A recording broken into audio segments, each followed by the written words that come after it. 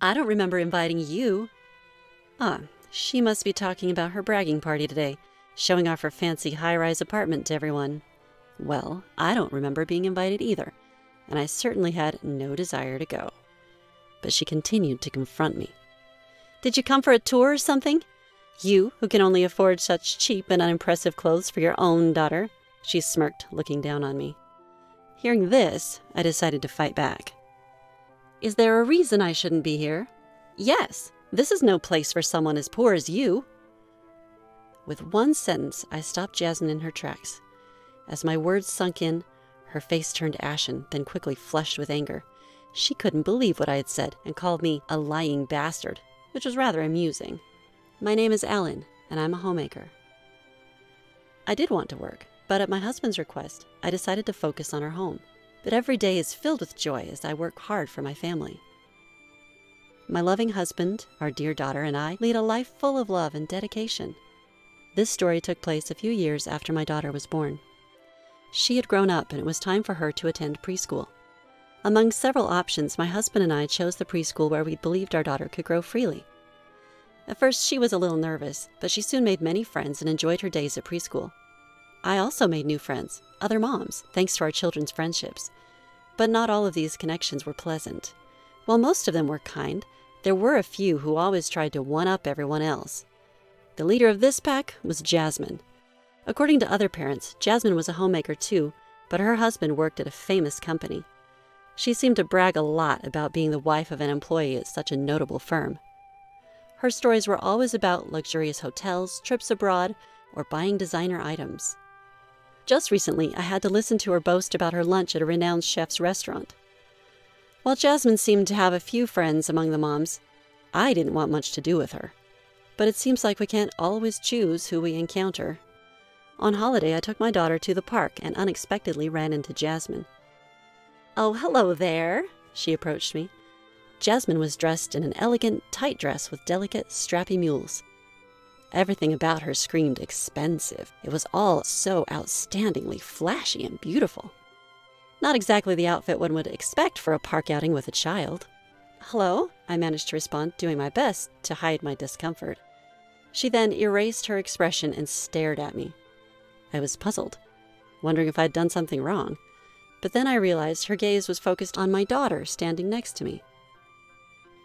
Upon seeing my daughter, Jasmine chuckled in a derisive manner, looking at me with a smirk, and then she turns to me with the smirk. "Hey, where do you buy your daughter's clothes?" I wonder why she's asking. Her next line answers my question quickly. "Those clothes look quite cheap. Don't you feel bad for your daughter?" Indeed, my daughter was wearing a simple t-shirt and skinny jeans that you could find anywhere. But it's not ragged, and I never really paid it any mind, so I just chuckled and let it slide. It seems like any response I give would just invite a counter-argument, so saying anything now would only lead to a headache. Better to avoid unnecessary confrontation. Seeing my forced smile, Jasmine apparently assumed she'd hit a nerve. With a triumphant look, she said, "If you can't afford anything better, let me know. I can give you some of my kids' old clothes. They're second-hand, though. If you want, I can even give you some of my clothes." I had no particular desire to accept her offer, so I responded vaguely with, "Sure, I'll keep that in mind if I ever need to." By this time, our kids were engrossed in different play equipment, so I was eager to end the conversation. "My daughter seems to want to play somewhere else, so I have to go," I told her. "Well, if you ever need help with clothes, don't hesitate to tell me." She waved flamboyantly, and we parted ways. Seeing my daughter's cheerful smile ahead of me, my irritation subsided. One day I heard Jasmine was inviting some close mom friends over to a party at her house. Apparently, she'd bought a newly built high-rise apartment with her husband's money. She probably planned to show off the apartment during her home party. I was not invited, but I had no interest in a party thrown by Jasmine and figured it would just be an opportunity for her to boast, so I didn't care. Rumor has it that there was a dress code for the dinner party. Apparently, the guests were instructed to wear ostentatious, brightly colored, and beautiful dresses, which aren't usually required at a casual home party. I also heard that moms from relatively affluent families were invited. Sure enough, looking at the guest list, there were moms with husbands working at global companies or whose families owned large pieces of land. The dress code was probably there to filter the guests. Realizing again that Jasmine judges people by their wealth, I was fed up just hearing about it. I genuinely considered how to avoid her as much as possible in the future. But as long as our kids were at the same preschool, that seemed unlikely. I hoped we'd never meet again privately, but after the recent incident at the park, I realized that we live in the same area and that it would be difficult. I wished that this problem would disappear completely someday. I even wished on a star. On another day, I found myself heading towards a high-rise apartment. I opened the automatic lock at the entrance, walked inside the building, and looked around the floor. Just then, a door creaked open. Surprisingly, the person who appeared was the haughty guardian, Jasmine. I was taken aback and stood frozen for a moment, but soon I regained my composure. Well, hello there. No matter how much I disliked her, I figured I should at least say hello.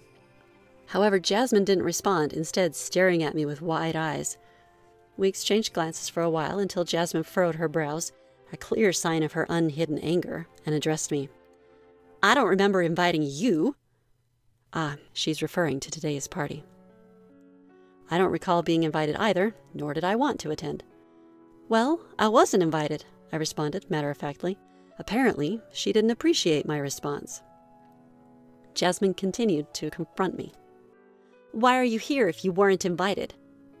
Why am I here, you ask? Did you come here to tour this high-rise apartment, even though you can only afford to dress your daughter in such drab and lowly clothing? She snickered at me with disdain. Hearing that, I thought, now is the perfect moment to counter Jasmine. I carefully chose my words to throw at her. Do you think I shouldn't be here? Yes, this is not a place for someone like you. Why is that? Because for someone poor like you, well, this is actually my home. As my words overlapped with Jasmine's, her movements came to a complete halt. Her face turned pale when she realized what I had said. She probably hadn't expected that response at all. Her eyes were black and white, as if she didn't understand. She blinked in disbelief, trying to digest the situation. Instantly, Jasmine's face turned red with anger. What do you mean? Explain yourself. Let me clarify for you then. Actually, my husband is the president of several companies. They may not be famous companies, but thanks to the income generated from these businesses, we earn significantly more than the average person. He owns several properties across Japan, and the new high-rise apartment building where we are now is built on one of his properties. So this apartment building is owned by my husband, which means it's our home. I regularly visit this high-rise apartment because my husband entrusted its management to me. He understood that I wanted to work, so he gave me this job. I explained the situation to her in a nutshell. Upon hearing this, Jasmine raised her eyebrows and shouted, What? I didn't know about this! When I signed the contract for the apartment, I didn't meet you. I met a man who was the manager. Oh, that must have been my husband. He took over for me this time for the key handover, so I didn't get a chance to meet you. You can tell as many lies as you want. With that parting shot, she went back into her home. To my surprise, Jasmine returned to the entrance. She seemed to have gathered an assortment of things from her home, children's toys, stuffed animals, stationery, clothes, all jumbled up in her arms. You're the one dressing your kid in such pitiful clothes. Stop lying. With that, Jasmine started throwing the items she was holding at me. There's no way you earn more than me. Jasmine's sudden outburst caught me by surprise, but her rage seemed to be running unchecked. Before I had a chance to react, the object she'd thrown whizzed past me. The sound of it hitting the floor echoed hollowly, a reminder of her uncontrolled anger. I decided then that it was high time to set the record straight about the park incident as well. Ah, about my daughter's clothes that day. What? Do you remember the day we were at the park? What does that have to do with anything? My daughter loves playing in the sand. I figured she'd get dirty anyway, so I dressed her in clothes that could handle a little grime. That's a lie. It's the truth. Here, look. I pulled out my phone and showed her a photo from my album. Jasmine froze as she looked at the picture. In it, our family of 3 was all smiles, with my daughter wearing a recognizable children's brand outfit in the center. Jasmine's eyes widened even further in surprise as she took it in. You only dressed her nicely that one time, didn't you? She screeched, clinging to her last shred of denial. That's not true. Here, look at all these, I countered, showing her multiple photos. Sure enough, my daughter was seen wearing nice clothes in beautiful settings and more casual wear where it was likely she'd get dirty. At the sight of this, Jasmine clenched her fists and trembled, seemingly out of retorts. What? What? I replied, having not heard her clearly. This seemed to further upset Jasmine. "What? Are you trying to say that being wealthy makes you superior?" she yelled, pushing me hard on the shoulders. That was apparently the last straw. The other mothers who'd been keeping a watchful eye on the situation came outside and tried to calm Jasmine down.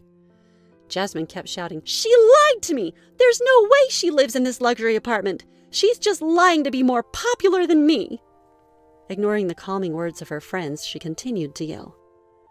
After a while, perhaps exhausted from the constant shouting, Jasmine finally quieted down, catching her breath in heavy gasps. It was quite a sight. Her hair disheveled, one slipper missing, and all around her, the aftermath of her tantrum. The hallway was littered with the objects she had thrown. Toys were broken from the impact, stuffed animals lay lifeless. She must have been grabbing anything she could get her hands on, meaning the inside of the house must be a mess too. From the inside of the house, I could see our children peeking out, worried. "Are you satisfied now?" I asked, flashing my best faux smile at Jasmine, who seemed unable to retort. Her face twisted amusingly at the sight. "I hope you enjoy the luxury apartment brag party," I said, gliding past her. "And please, do clean up the mess that you made." From behind me, I heard her shout, "Liar!" It was just bravado, but it did give me a chuckle. As a result of this incident, Jasmine found herself distanced from the other close-knit mothers she knew. It seemed that her usually high-handed behavior had been a point of contention for some time. She even had the gall to make the other mothers clean up her mess. Her outrageous tantrum this time around was the last straw, painting her as an unstable individual in their eyes.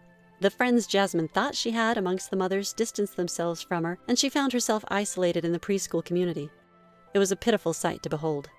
To add insult to injury, rumors began to circulate that Jasmine had gotten a divorce. It was said that she was living lavishly off her husband's money, jet-setting on international trips and splurging on designer brands. This issue was the straw that broke the camel's back, as it was said that her spouse's affection and interest in her had already been waning. The incident where Jasmine threw objects at me and refused to clean up her mess was the final blow that pushed her husband over the edge. Jasmine reportedly pleaded, "Please, don't leave me." But her husband responded, "I never thought you would stoop this low. I can't stay with you anymore. I'm going to take custody of our child."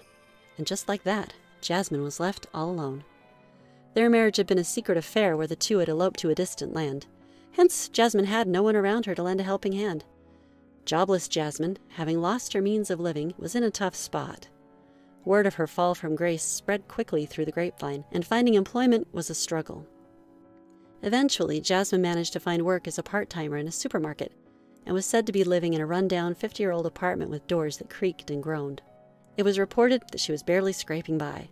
After all that's happened, I sincerely hope Jasmine has learned her lesson and will no longer judge people based on their wealth.